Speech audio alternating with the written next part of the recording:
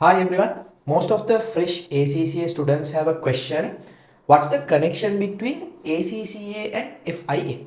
So let me give you a clear understanding on this. If you want to get into the ACCA, there are two paths which is available. Okay. So one path is the normal path, traditional route, normal route, and you can get into ACCA through ACCA FIA also.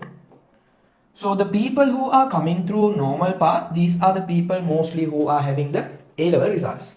So the people who are with pending results, what they will do, they will start with ACCA FIA.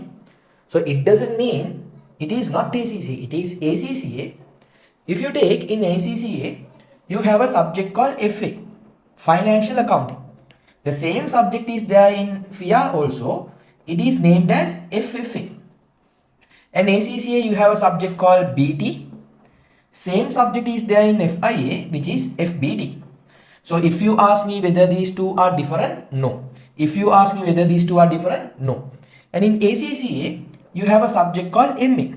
So same subject is there in FIA called FMA. So again, if you ask me what's the difference between these two subjects, there is no difference. Both are same.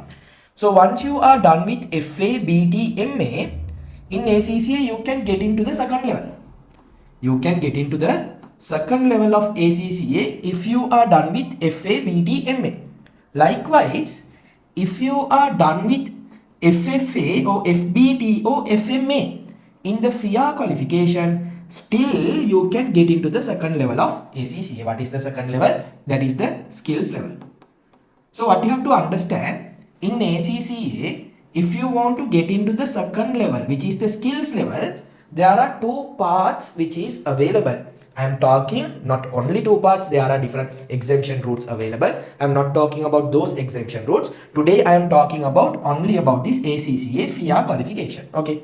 So what is the first one? You can do FA, BT, MA, which is there in ACCA normal path. You can complete these three subjects, then you can come to the skills level, which is the second level. If not, what you can do in FIA qualification, actually there are more subjects. So I am talking only about these three subjects in FIA.